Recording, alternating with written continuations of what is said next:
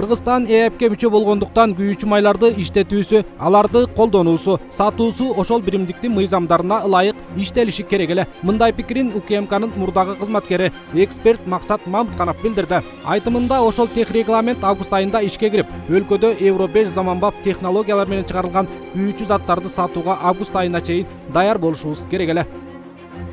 Бирок азыркы учурга лайыктуу биздин деген өкмөт дагы, биздин деген экономика дагы, биздин ошол нефть иштете турган, нефти саткан, күйүүчү майларды деген саткан АЗС'тердин баардыгы дагы ошондой бензинди өндүрө алабы? Жок. Биздин даярдыгыбыз жок экен.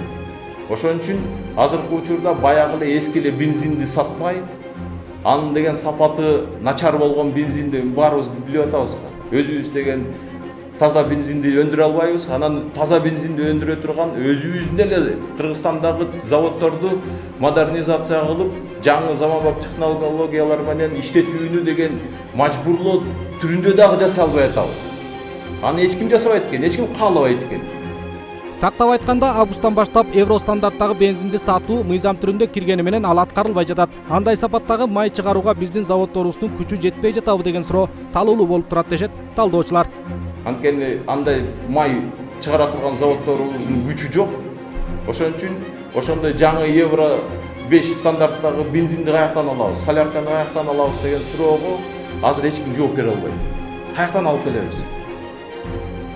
Ошон үчүн азыркы учурда кайра эле биздин өкмөт баягы эле жарга такалып калды.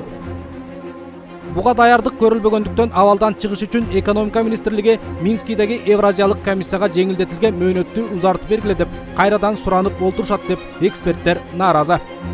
Биргелешкен таможалык биримдикке киргенбиз, андан кийин мынакей 16-жылы ИАЭСтин деген алкагына өттүк.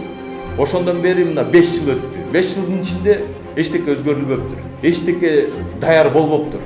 Дагы мөөнөт бергиле деп атат. Эми биздин өкмөткө, анан биздин бизнеске бир чеги болуш керек да. Биз дагы канчага чейин ушундай жүрө беребиз?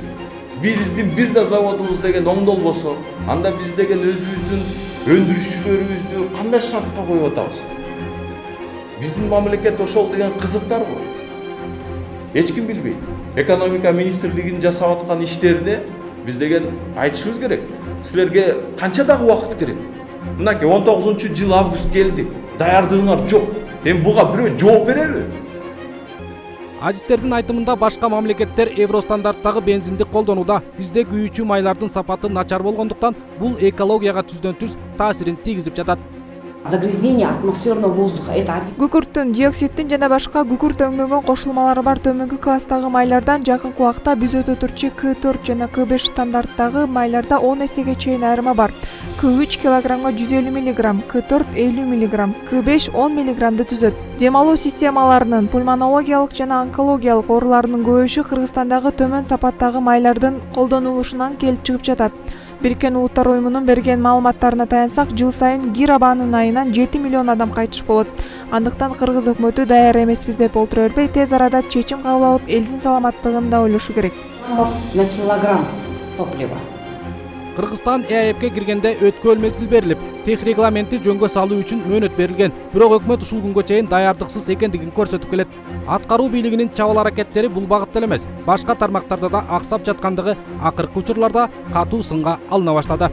Алтынбек Бектуров, Алымбек Бектурганов, 7 канал, Бишкек.